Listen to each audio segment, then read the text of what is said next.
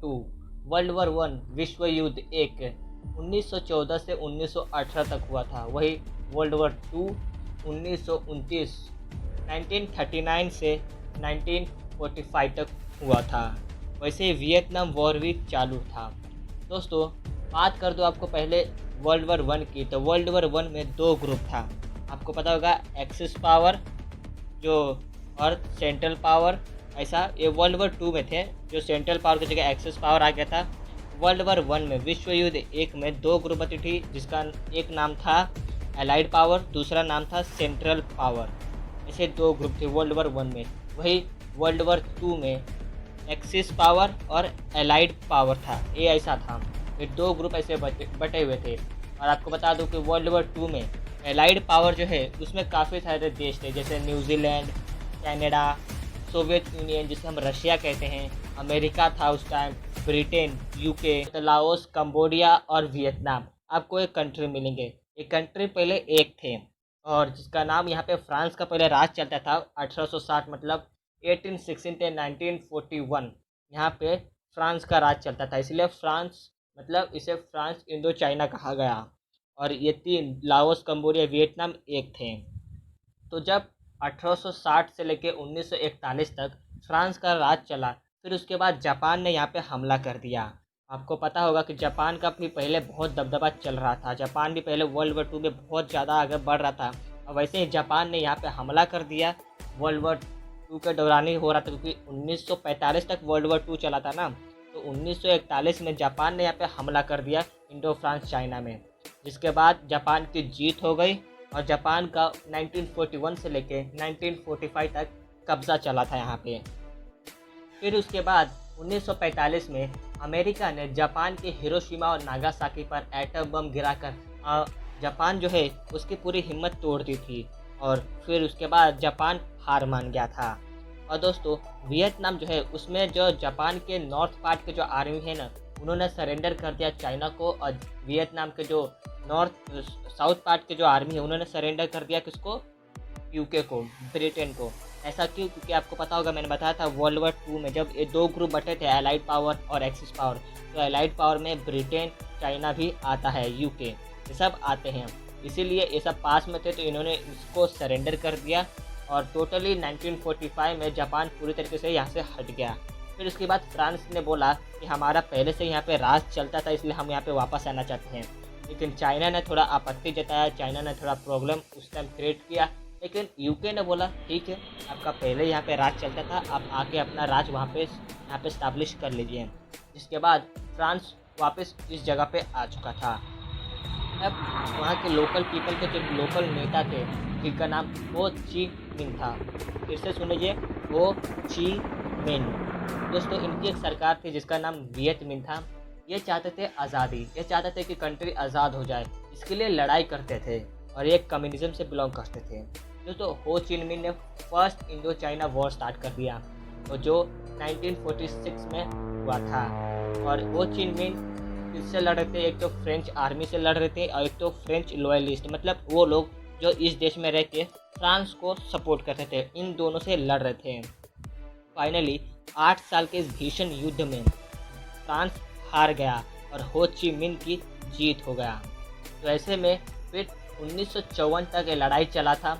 1946 मतलब 1946 से 1954 तक ये लड़ाई चला और फाइनली जाके फ्रांस हार मान जाता है और हो ची मिन जीत जाते हैं। फिर इसके बाद 1954 में जेनीवा अकॉर्ड्स एक एग्रीमेंट साइन होता है, जिसमें ये लिखा गया था कि 3 देश लाओस, कंबोडिया और वियतनाम, इन तीनों को आज़ादी मिल जाएगा।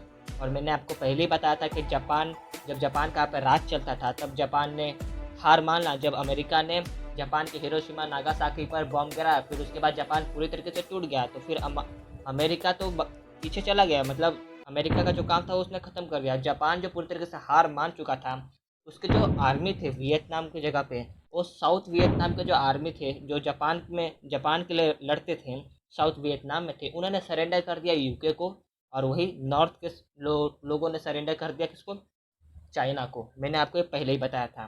तो पहले ही वियतनाम के 2 टुकड़े हो चुके थे, बायपोलराइज हो गया था, मतलब अलग अलग हो चुका था। वैसे नॉर्थ वियतनाम और साउथ वियतनाम हो चुका था। तो जब जेनीवा अकॉर्ड साइन हुआ तब उसके बाद उसमें ये भी बोला गया कि जो नॉर्थ वियतनाम है और साउथ वियतनाम है दोनों अलग हो जाएंगे, लेकिन ये टेम्पररी रहते हैं, मतलब परमानेंटली नहीं है। आज के टाइम में वियतनाम एक ही है, ये कुछ ही सालों के लिए रहते हैं। कैसे आपको पता चल जाएगा आगे आगे आगे।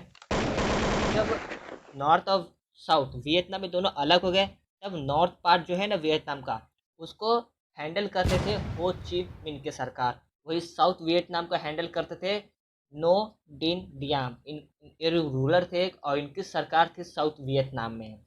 तो हो ची मिन जो है एक कम्युनिज्म से बिलोंग, उनका जो मानना है कि वो कम्युनिज्म को हर जगह फैलाना चाहते थे। वो मतलब कम्युनिज्म आप समझ रहे हो, और कुछ लोग को नहीं पता कम्युनिज्म मतलब क्या होता है, तो मैं आपको बता दूं कि इस दुनिया में 3 चीज़ें हैं: कम्युनिज्म, सोशलिज्म और कैपिटलिज्म।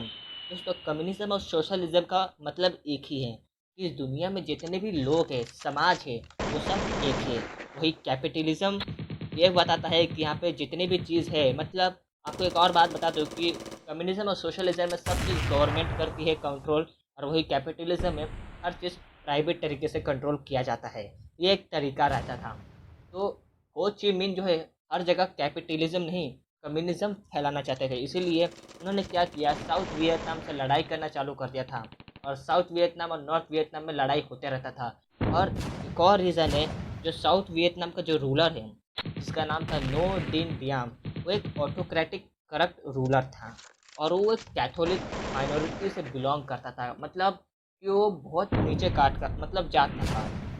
और दूसरी बात कि जो साउथ वियतनाम में है वहाँ पे जो बुद्धिस्ट की तादाद है वो बहुत ज़्यादा है, जिसके वजह से वो क्या करता था, वो बुद्धिस्ट को मार देता था। और इसी टेंशन की वजह से साउथ वियतनाम में लड़ाई चालू हो गया था। और साउथ वियतनाम में आपको पता होगा हर एक का ऑपोजिशन पार्टी रहता है, तो साउथ वियतनाम में भी एक ऑपोजिशन पार्टी था जिसका नाम था वियट कॉन्ग। ये गोरिल्ला वॉरफेयर का यूज़ करते थे लड़ाई करने के लिए, और ये भी कम्युनिज्म को बिलोंग करते थे। और इनका भी मानना था कि जो वियतनाम है एक हो जाए, और ये यही चाहते थे, इसके लिए ये लड़ते थे। और इनको नॉर्थ के फुल सपोर्ट था, मतलब नॉर्थ वियतनाम है ना इनको फुल सपोर्ट करता था, क्योंकि ये भी इनके साथ थे, कम्युनिज्म के साथ थे। और ये चाहते थे कि वियतनाम भी एक हो जाए, और वही नॉर्थ वियतनाम भी यही चाहता था, जिसकी वजह से नॉर्थ इसे फुल सपोर्ट करता था। वही नॉर्थ जो है नॉर्थ वियतनाम उसको सपोर्ट करते थे चाइना और रशिया, और वही साउथ वियतनाम को सपोर्ट करता था यूके, जो ब्रिटेन और अमेरिका। ऐसा क्यों? देखिए अमेरिका में ना एक थियरी है जिसका नाम डोमिनो थियरी है। ऐसा माना जाता है कि अगर एक सरकार कम्युनिज्म बनती है, मतलब अगर एक सरकार कम्युनिज्म हो जाती है, तो उसके आजू बाजू जितने भी लोग हैं वो सब कम्युनिज्म बदल जाएंगे। तो ऐसे तो इस दुनिया में कैपिटलिज्म आएगा ही नहीं पूरी तरीके से। अमेरिका हर जगह कैपिटलिज्म फैलाना चाहता था, और अमेरिका बिल्कुल नहीं चाहता था कि हर जगह सोशलिज्म और कम्युनिज्म जाए। इसलिए अमेरिका ने क्या किया, साउथ वियतनाम को सपोर्ट कर दिया। तो अमेरिका पूरी तरीके से साउथ वियतनाम को सपोर्ट करता था, और वही नॉर्थ को चाइना रशिया करते थे, और यूके तो साउथ के साइड ही था क्योंकि वो भी कैपिटलिज्म ही चाहता था। तो जो नो दिन दिया में वो तो एक ऐसा रूलर था, मतलब बहुत बुरा रूलर था, और साउथ में जो लोग थे बहुत परेशान थे, इसलिए साउथ में भी लड़ाई चल रहा था। और आपको एक और बात बता देता हूँ कि अमेरिका ऑफिशियली अभी तक लड़ाई में कहीं आया नहीं था, अमेरिका बस उसका साथ देता था। और इसी क्या करता था, अमेरिका मिलिट्री एडवाइज़र भेजता था। मिलिट्री एडवाइज़र वो होते हैं जो बताते हैं कि सही तरीके से प्लानिंग कैसे करने का, स्ट्रैटेजी कैसे बनाना। वो लड़ते नहीं हो, वो एक लड़ने वाली आर्मी नहीं रहती, लेकिन वो सही तरीके से प्लानिंग करने में माहिर होती है, और वही चीज़ वो लोगों को बताते हैं। तो अमेरिका ने बहुत सारे मिलिट्री एडवाइज़र भेज दिए थे उस टाइम, और ऐसे करते करते अमेरिका भी धीरे धीरे इन्वॉल्व होने लगता है, लेकिन अभी भी ऑफिशियली अमेरिका नहीं आता है। तो एक कब होता है 1964 में, जनवरी जनवरी 1964 में अमेरिका के प्रेसिडेंट थे उस टाइम लिंडन जॉनसन। तो एक गल्फ ऑफ टॉनकिन एक इंसिडेंट हुआ था, गल्फ ऑफ टॉनकिन इंसिडेंट। वहाँ पे ये बताया गया, अमेरिका ने ये बोला कि हमारे यूएस नेवल शिप उसको नॉर्थ वियतनाम के 3 बोटों ने उस पर हमला किया है। और ऐसे करके अमेरिका ने बात बताया, फिर वहाँ के अमेरिका के जो यूएस कांग्रेस है उन्होंने एक रेसोल्यूशन पास किया जिसका नाम था गल्फ ऑफ टॉनकिन रेसोल्यूशन। फिर उसके बाद अमेरिका टोटली इस वॉर में ऑफिशियली आ चुका है। और 1967 मतलब 1967 तक अमेरिका के 5 लाख सोल्जर वियतनाम में एंटर कर चुके थे। अब अमेरिका टोटली इस वॉर में शामिल हो गया था।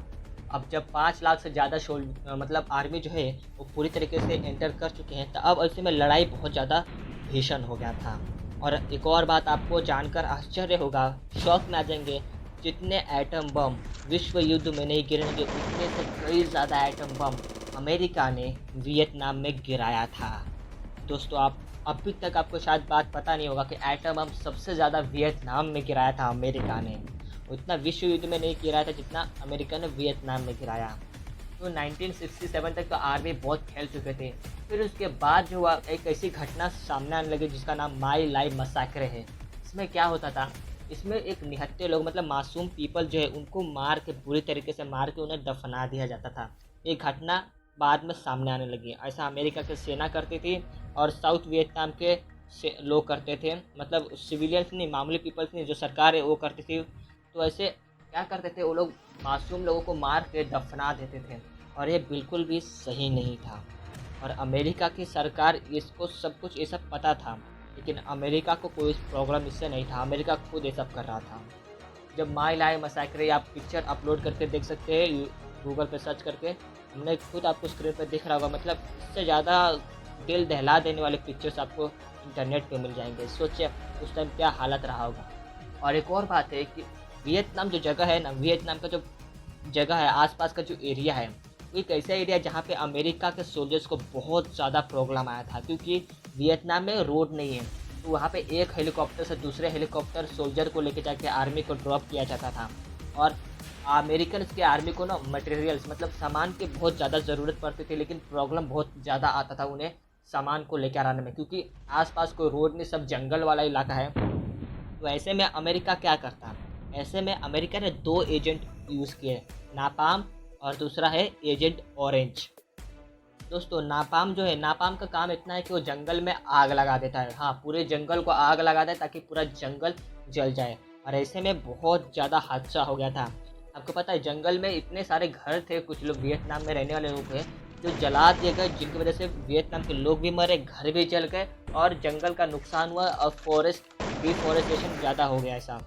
तो देखिए कितना ज़्यादा नुकसान हुआ। और एजेंट ऑरेंज जो है उसका काम था एयरक्राफ्ट की मदद से पेड़ पत्तों पे ऐसा केमिकल डालना जिसकी वजह से पेड़ पत्ते जो है ना, पेड़ एकदम ड्राई हो जाए, सूखा पड़ जाए हर जगह, ताकि दुश्मन छुपे नहीं, दुश्मन दिख सके। क्योंकि आपको पता है वियत कॉन्ग जो है गोरिल्ला वॉरफेयर का यूज़ करते थे। तो ऐसे गोरिल्ला वॉरफेयर जो है वो सिर्फ जंगलों में लड़ा जा सकता है, इसमें खाली मैदान में नहीं। इसीलिए वो जंगल को जला देते या तो जंगल को सुखा देते। तो अमेरिका इन 2 एजेंट का यूज़ करता था, प्लस और मतलब जो एटम बम है वो भी ज़्यादा गिराता था ताकि ज़्यादा नुकसान पहुँचे। लेकिन आपको बता दूं कि एटम बम गिराने का ज़्यादा कुछ फ़ायदा हुआ नहीं अमेरिका को, क्योंकि हम वियतनाम की जो सेना है, जब अमेरिका एटम बम गिराता था तब वियतनाम की सेना को पता था कि अगर ऊपर से हमला करेंगे तो हम बच नहीं पाएंगे। इसलिए वियतनाम ने क्या किया, वहाँ की आर्मी ने टनल्स बनाना चालू कर दिया। तो वहाँ की आर्मी ने नीचे मतलब ज़मीन के नीचे टनल बनाना चालू कर दिया और धीरे धीरे एक बहुत बड़ा मार्केट टनल का खड़ा कर दिया ज़मीन के नीचे। और वो क्या करते थे, जब भी अमेरिका की सेना ऊपर आती थी तो टनल से बाहर निकलकर छुपके से अमेरिका की सेना को मार देते और वापस टनल में चले जाते। और टनल बहुत ही ज़्यादा पतले, मतलब एकदम इतना ज़्यादा पतले टनल से जिसमें चलने में आपको प्रॉब्लम आएगा। सोचिए ऐसे आर्मी रहती थी वियतनाम में। और दूसरी बात, एक और घटना है टेट ऑफेंसिव जब 1968 में हुआ। वहाँ पे अब क्या किया, जो वियत कॉन्ग है ना, उन्होंने एक सरप्राइज़ अटैक कर दिया इस पे साउथ वियतनाम पे। तो साउथ वियतनाम पे एक सरप्राइज़ अटैक कर दिया, और ताकि वो चाहते थे कि वहाँ की सरकार जो है ना गिर जाए, मतलब जो अमेरिका भी है वो पीछे हट जाए और साउथ वियतनाम की जो सरकार है वो पूरी तरीके से बर्बाद हो जाए। उन्होंने क्या कर दिया, एक चुपके से एक सरप्राइज़ तरीके से साउथ वियतनाम पे अटैक किया वियत कॉन्ग ने। और फिर क्या हुआ, उसके बाद उन्होंने मिलिट्री बेस और कई बिल्डिंग्स, कई एम्बेसीज भी जला दिया या फिर उन्हें वो तहस नहस कर दिया। बहुत बड़ा ये डिस्ट्रक्शन वहाँ पे हो चुका था। लेकिन एक मिलिट्री फेलियर था, मतलब वो चाहते थे कि सरकार गिर जाए, लेकिन सरकार गिरा नहीं था। लेकिन एक चीज़ से उन्हें खुशी मिला था, वो ये कि उन्होंने काफ़ी ज़्यादा नुकसान पहुँचा दिया था, जिससे नॉर्थ वियतनाम समझ गया था कि अब हम लोग इतना मेहनत करके इतना सब कुछ किया था, मतलब हम जीत भी ज़रूर सकते हैं। क्योंकि अमेरिका के पास बहुत ज़्यादा टेक्नोलॉजी था, ऐसे टेक्नोलॉजी के होते हुए भी हम लोग ने इतना नुकसान इन लोगों का किया, मतलब ये एक मोरल बूस्ट था। नॉर्थ वियतनाम बहुत खुश था इन चीज़ों से। और दूसरी बात, ये घटना है ना, पेपर में एक दिन छपने लग गया और अमेरिका के लोगों को पता चल गया। मैंने बताया आपको माई लाइव मसाकरे जो है, इसमें 73 लोगों को मार के दफना दिया जाता था, है ना। तो ये घटना अमेरिका के लोगों को पता चल गया। तो स्टूडेंट ने क्या किया, इसके खिलाफ प्रोटेस्ट करना, मतलब इसके खिलाफ नारा लगाना, आंदोलन जो भी स्ट्राइक करते हो वो करना चालू कर दिया। तो धीरे धीरे पहले स्टूडेंट थे, फिर उसके बाद इसमें लोकल पीपल्स और भी शामिल हो गए, और फिर बाद में एक बहुत बड़ा प्रोटेस्ट वाइट हाउस के सामने करना चालू कर दिया, जिसकी वजह से अब अमेरिका के लोग अमेरिका का खिलाफ हो चुके थे। बाकी वॉर में अमेरिका के लोगों ने अमेरिका का गवर्नमेंट का साथ दिया है, लेकिन इस वॉर में ऐसा पहली बार था जब अमेरिका की गवर्नमेंट के खिलाफ अमेरिका की जनता हो चुका था। और ऐसे में अमेरिका बहुत प्रॉब्लम में था। और एक पेंटागन रिपोर्ट भी लीक हो गया था, एक फ़ोटो हुआ था जिसका माई लाइव मसाकरे का सब फ़ोटो हो गया था, जो बहुत दिल दहला देने वाला है। वो फ़ोटो बहुत पब्लिक लोगों ने देखा अमेरिका के, और एक पेंटागन रिपोर्ट जिसमें ये बोला गया था कि हमने हमारी जनता को गुमराह किया है, ये लड़ाई हम 1-2 महीने में नहीं जीत सकते, इसके लिए काफ़ी टाइम लगेगा।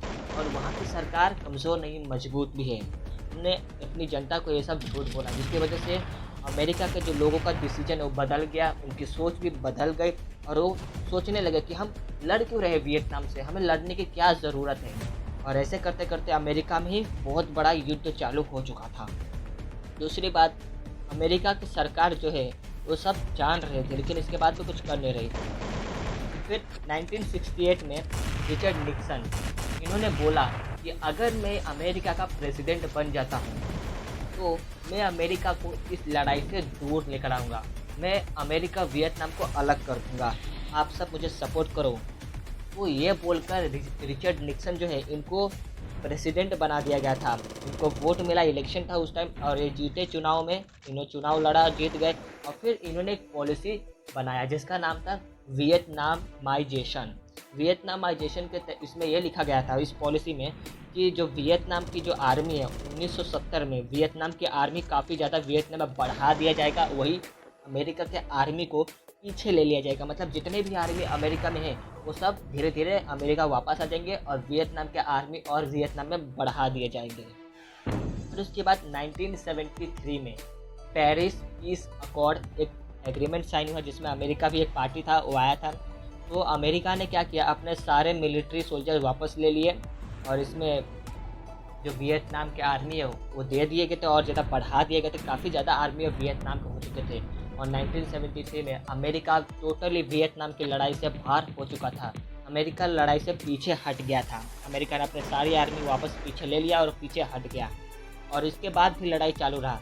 मैंने आपको बोला था कि नॉर्थ और साउथ वियतनाम, इन दोनों में लड़ाई चलता था, और साउथ वियतनाम को सपोर्ट करता था अमेरिका, वही नॉर्थ वियतनाम को चाइना, रशिया। जब साउथ को सपोर्ट करने वाला कोई मिला नहीं ना, तो नॉर्थ ने सोचा कि यही मौका है, और यही मौका के चलते उन्होंने क्या किया, साउथ वियतनाम पे हमला कर दिया।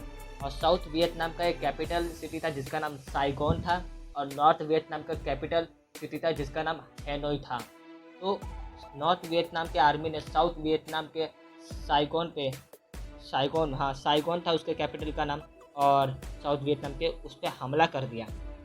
हमला करने के बाद नॉर्थ वियतनाम के लोग जीत गए, और फाइनली 1975 तक नॉर्थ वियतनाम और साउथ वियतनाम एक हो गए। और ऐसे जाकर विश्व युद्ध नहीं, ये तो समझिए कि एक ऐसा युद्ध था वियतनाम का कि जो देखने लायक था, टोटली पूरी तरीके से खत्म हो गया। अमेरिका इसमें हार गया था क्योंकि अमेरिका साउथ को सपोर्ट करता था और उसने अपनी आर्मी पीछे ले ली, और नॉर्थ के खिलाफ था अमेरिका। लेकिन जब नॉर्थ जीत गए तो अमेरिका तो हार ही गया, ये तो आप भी समझ गए। लेकिन आपको बता दूं, जो अमेरिका की सेना है, कम से कम 58,000 से ज़्यादा आर्मी मर गई थी अमेरिका की, और वही करीब 1.5 लाख से ज़्यादा आर्मी वहाँ पे, मतलब उनको घायल चोटें लगी थी, वो इंजर्ड हो गए थे। अगर बात करो वियतनाम की, तो 10 से 20 लाख लोग या उससे कई ज़्यादा सिविलियंस, मतलब मासूम पीपल मर गए थे। कैसे, मैंने आपको बताया था कि नापाम, एजेंट ऑरेंज ये सब यूज़ करके लोगों को जला दिया करते थे। और यही नहीं, वियतकॉन्ग के जो आर्मी है, जो वियतकॉन्ग की आर्मी, उनका कोई कपड़ा नहीं रहता था, इसलिए वो लोग सिविल ड्रेस में रहते थे। वो जो आम जनता कपड़ा पहनती है वही पहन के वो लड़ाई करते थे। तो अगर ऐसे में कोई एक गांव में 10 वियतकॉन्ग के आर्मी छुपे रहेंगे तो क्या करता है अमेरिका की सेना, उस पूरे गांव को ही जला देते हैं।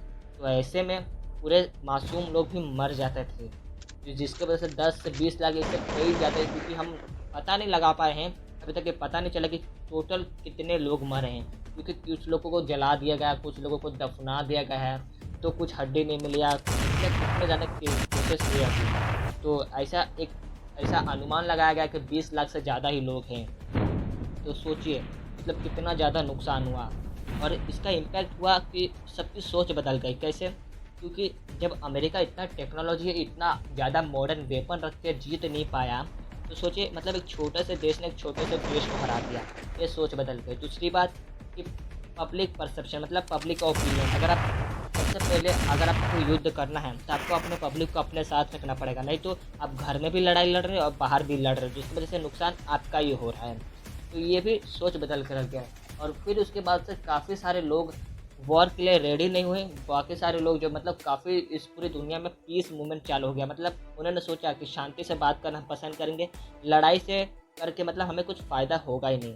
और ऐसे करते करते ये दुनिया का और एक कोल्ड वॉर भी चेंज हो गया था, और ऐसे सोच भी बदल गए थे। क्योंकि भले ही आपके पास टेक्निक कितना ही ज़्यादा हाई क्यों ना हो, ज़रूरी नहीं कि आप वॉर जीत ही जाओगे। तो दोस्तों, ये था वियतनाम वॉर।